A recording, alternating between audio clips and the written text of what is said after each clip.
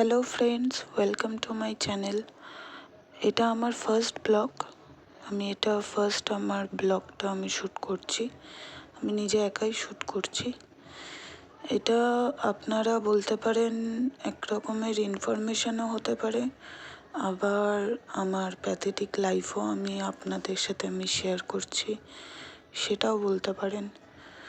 যেভাবেই বলুন না কেন, তবে রাইট নাও আমি এখন একটু বেটার আছি বলতে আমার খুব বড় একটা অ্যাক্সিডেন্ট হয়।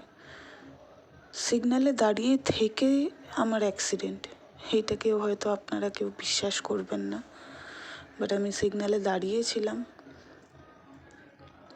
আর পিছন থেকে এসে আমাকে মেরে দেওয়া হয়, যে কারণে আজকে আমার এই অবস্থা। আমার স্পাইনাল কর্ডটা ডিসলোকেট হয়েছে, আর স্পেশালি আমার হিপ জয়েন্টে এফেক্ট পড়েছে। বেশি তো আমি ডাক্তারি টার্মস জানি না, আর এখন মাথায়ও আসছে না। তবে আজ পুরো 45 ডেজ পর আমি এই ভিডিওটা শ্যুট করছি। এখন আমি নিজে উঠে বসতে চলতে পারি বলতে সাহায্য নিয়ে চলতে হয়, কিন্তু হ্যাঁ, চলতে পারি। এই সেই বাইক, যে বাইকে আমি নিজে একা রাইড করছিলাম আর সিগন্যালে দাঁড়িয়েছিলাম, পিছন থেকে এসে মেরে দেওয়া হয়। ইনফ্যাক্ট আমার কোনো সেন্স ছিল না যে আমি বেঁচে আছি কি মরে গেছি। উলুবেড়িয়ায় একদম চৌমাথায় এই অ্যাক্সিডেন্টটা হয়। আমার বাইকটা, আর কিছু নেই, আপনারা দেখে হয়তো বুঝতে পারছেন যে বাইকের সামনেটা পুরো ঠিক আছে, কিন্তু পিছন থেকে কিছু নেই। আশা করি আপনাদেরকে আর বেশি কিছু আমাকে বোঝাতে লাগবে না, আপনারা কেউ না কেউ রাইড করেই থেকেছেন কোনো না কোনো সময়। তো ফাইনাল ডেস্টিনেশন আমার চোখ খুলে আমি এখানে দেখতে পাই আমার আশেপাশে আমার মা বাবা। এটা একটা, আরও বাকি আছে যেগুলোর জন্য এখন আমাকে এই বেল্টের সাহায্য নিয়েই চলতে হয়।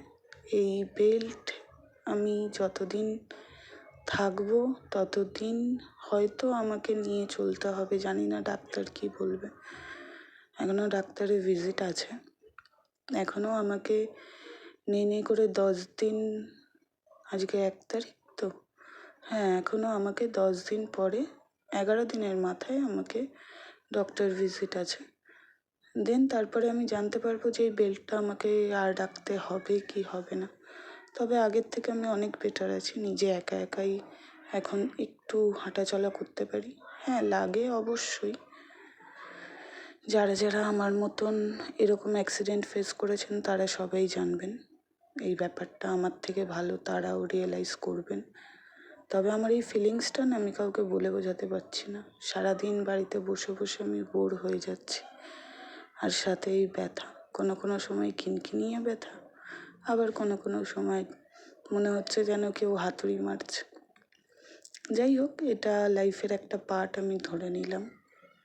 তবে সব কিছুর মধ্যে থেকেও কোথাও যেন মনে হয় যে আমার আগের লাইফটা অনেক বেটার ছিল।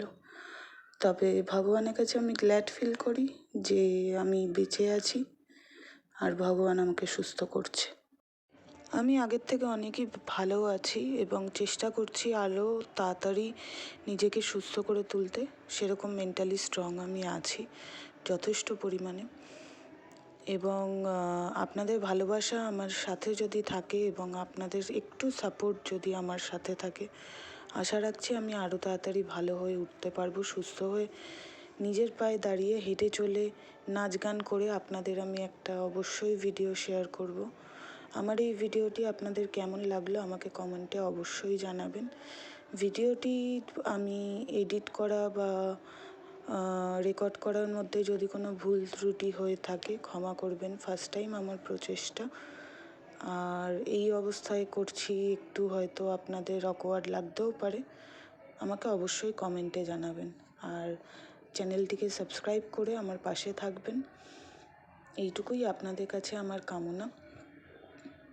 আর নতুন বছর সবার ভালো কাটুক, সুস্থ থাকুক সবার পরিবার, এবং সেফলি কাটান। হ্যাপি নিউ ইয়ার সবাইকে।